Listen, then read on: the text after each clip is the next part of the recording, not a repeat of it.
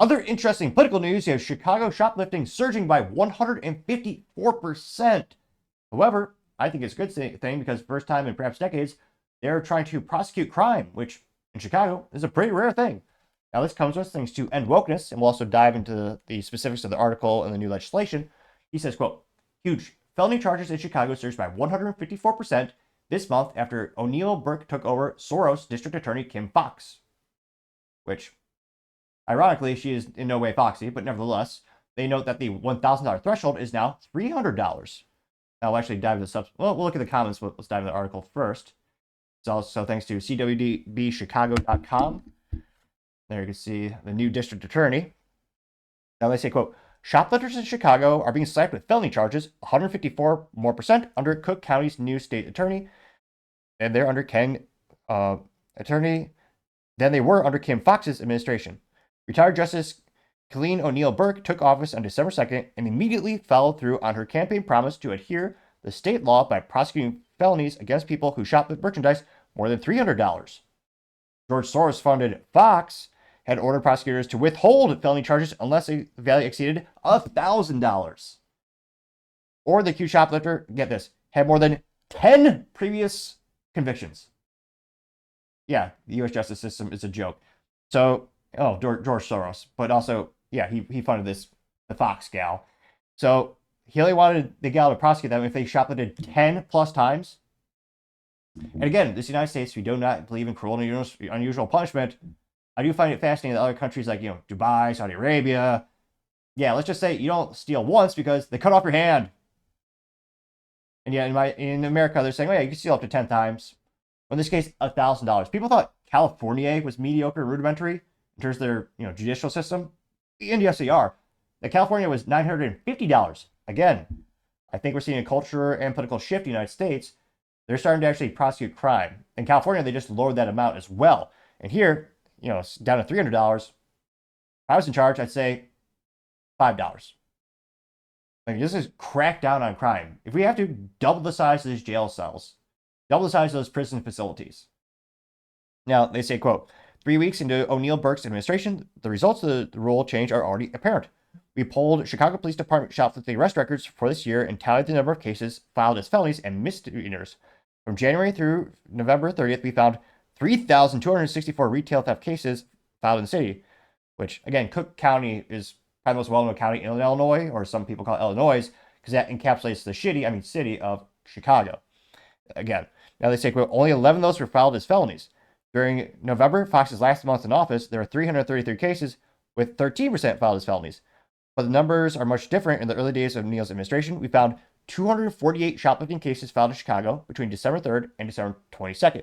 Prosecutors filed 69 of those as felonies. That's 28%, a 154% increase from the rate during the first 11 months of the year. It's a 115% increase compared to November alone. They note that during her primary campaign against Clayton Harris, O'Neill Burke pushed back on Harris' argument that people should not have to live with felony records because they shoplifted something worth a couple $100. No, they should. I mean, you're not going to brand them like a tattoo or anything. But yeah, again, you're making a coherent decision, in many cases, a premeditated decision to steal. And again, we all pay the price. I mean, Target alone, what was it? Lost $400+ million in retail theft in 2024. I mean, it's a multi-billion-dollar issue in the United States when you look at retail theft. And again, the companies have to make up for that somehow, and we all pay for it with the increase of the prices of the other products that are still on the shelves. Now, O'Neill says, quote, the felony retail theft statute says the value of items has to be $300 or above to be a felony. You can clear out several aisles at Walgreens before you hit $1,000. The ramification of this policy in retail stores has closed all of the state because of theft. Yes, 110%. Again, Walmart, which again, this is one of the instances where they allowed them, I'm surprised they let it happen. Even Walmart left Chicago at shitty, which again, they were willing to lose money for, 17 years before they finally pulled the plug in 2024. There are 3 Walmart locations near Cook County as well as the south side of Chicago. Again, even Walmart pulled the plug because they had to put an end to those losses. Again, 17 years, Walmart was losing money. They were way too nice of a company. Most companies wouldn't let that happen more than, even 2 years. Now, she continues saying, quote, they cannot do business with someone or sorry, when someone comes back and clears out their store. So it doesn't mean that every person charged with retail theft should have a permanent record. The retired justice continues. They should. If you're charged with retail theft and you don't have a background, you can go to theft school. It does not permanently stain your record. It's not appropriate for an office holder to say, I don't like that. I'm not going to enforce the law, especially not a chief prosecutor. So we'll see. Again, we want the rates to go up because we want crime to actually be prosecuted. So it is good that these rates are increasing. Now we'll see how many of these people plead out and how many people actually, we'll see long term. And I do suspect it will have an overall positive impact with culturally, politically, and as well as economically. Now, going to some of the comment section here on the YouTube, you can see there's Fox, then there's a new gal, O'Neill, and then here's what is this? They're stealing from Louis Vuitton. I love when people always say, like, AOC always like, oh, they're stealing food. They need bread. I've yet to see someone shoplift bread. First of all, carbs are overrated. But in all seriousness, they're always stealing luxury products. I have yet to see anyone steal, like, anything useful in terms of, like, work boots or, like, a Bible. Or a book, for that case. Maybe hilarious. I've never seen it in my lifetime. And here they're actually stealing, of course, a Louis Vuitton, which, again, I appreciate it's a high-quality leather goods company. Great, very historic, long, been around business for a while. No one needs anything from Louis Vuitton. Let's be honest. It's 110% a luxury item. Fascinatingly enough, it's also in a mall, too. And there you can see, of course, not a single suit in sight, all wearing hoodies. No one's stopping them.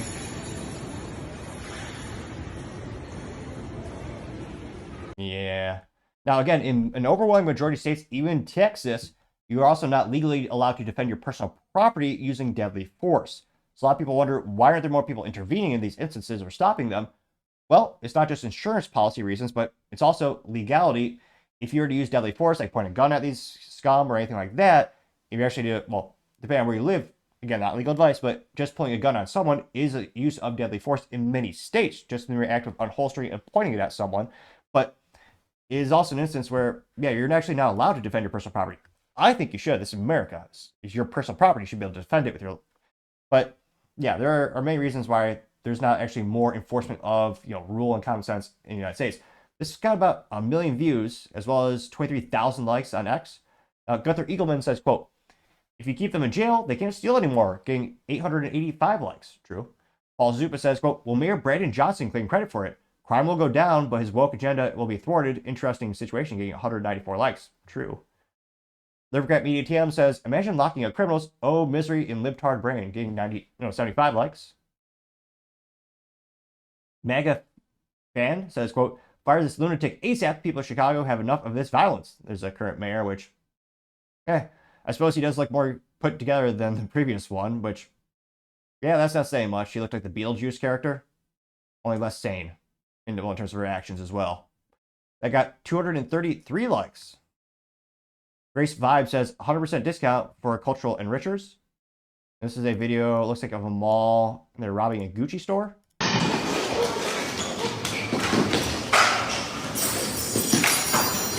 Wow. So I say hoodlums because literally they were all in hoods. Indoors too. Wouldn't you be hot? And you're also running. And they're also all wearing sweatpants. An F- for marketing, well, F- for fashion as well as morality. Stealing from a Gucci store. Oh, there's 9. There's 10. And look, there's a security guy. He doesn't do shit. Pardon the French. Look at him. He does nothing because he's not empowered to. I think he should be. At the very least, tase these pieces of crap. And yet, the incentive mechanism on society is just let the criminals get away. And at the end of the day, the only people who really pay the price are hardworking, law-abiding citizens. It's perverse and disgusting. It shouldn't happen. I mean, again, I think you should be able to use as much force as you deem appropriate. Shoot. Easy way to stop shoplifting? You know what? We should not have this issue in the United States, but we do have an issue in which we do have unemployed veterans. That should not exist. That rate should be closest to zero possible. Great way not to defend schools, but also merchandise and businesses. But a Marine with an AR-15, or shoot, if you want to spring for the full auto M16, a little expensive, obviously, but give them some arms and armor, stand outside the door, and tell them legally you can defend this property with deadly force. I guarantee shoplifting will go down like that. Because again, these criminals, well, they're mentally vacuous, yes, but they're not stupid. They're going to these soft targets. They're going to these places because they know they can get away with it. And again, this is also a multifaceted situation. The insurance companies will pressure some of these stores. I remember one of my first jobs was a bag boy at someone. Oh, I don't know if they have them in this. I don't think they have them in the South, but it's called Jewel Osco. And during our orientation training, they said if you see someone shoplifting, do nothing. Because they specifically noted our insurance policy, they tell us just to let it get away, where the cost of goods being stolen is nothing to the cost or the value of your life, as well as if you get, well, they're worried about lawsuits and medical bills. But that also just incentivizes more and more and more theft. And every year, there's more and more theft, retail theft in the United States. I mean, my ADHD, I can only keep my ADHD at bay for so long, but let me see here. Let me pull up the, let's see. What's the Grok say for, this is the Grok AI from Twitter X. So what was retail theft in 2024, which granted, this, you'll still have to wait maybe to get the last, couple weeks of the year because of the data, but just asking Grok, although I guess now it's called Grok 2, that's fancy. Still thinking. Come on, Elon, it's supposed to be faster than a Tesla. Really, at this point, it says retail theft 2024. It says I have to check the, yes. Okay. So it's asking me if I want to check for the updated data. Of course, why would I not want the most up-to-date data? Really, Grok or Grok? Oh, jeez Louise. Okay, so according to the National Retail Federation, the total shrinkage, including shoplifting, employee theft, administration errors, and vendor fraud, is estimated, again, there's a lot of variables, not just theft, but it's estimated to be 112 billion per year. That's insane. Now, they do estimate that shoplifting specifically accounts for 36% of total shrinkage in that number, which, again, that is astronomical. We just keep incentivizing it time and time again. So I'm glad there's finally some new laws on the books and new prosecutor to actually get in office. Maybe she'll get some stuff done. I really hope she does. I mean, I joke about shitty Chicago, well, pretty much my whole life because I grew up near there, because their policies are an antithesis of freedom. And they usually end up making it one of the worst places to live. But I want it to get better. There are people who still live there for reasons I don't know. But I want these places to get better. I make fun of them a lot, of course, because their policies mostly work. But I do think this new policy will greatly help. And I think it'll turn things around in the right direction. And let me know, what do you think? What do you think that parameter, rather, what do you think that level should be for retail theft in terms of, again, right now the state felony is $300. Do you think they should just drop it down to $5 or $10? If they have to double the size of prisons, just prosecute every single one of them, put them behind bars? Or do you think they should have kept it at $1,000 or, heaven forbid, even maybe increase that amount? Let me know in the comments because, as always, be fascinated to hear what you have to say. Thank you, everyone, for taking the time to tune in today. Again, trying to get to 4,000 subscribers by the end of the month, so if you can click that button, I really appreciate it. Also, give me a thumbs up, thumbs down, or comment. It's a great way to give me some additional feedback, letting me know how I can make the show better and better. Lastly, don't forget to take time to tell your family, tell your friends, tell your coworkers, heck, tell your enemies, tell anyone and everyone. Just stay safe, fight the good fight.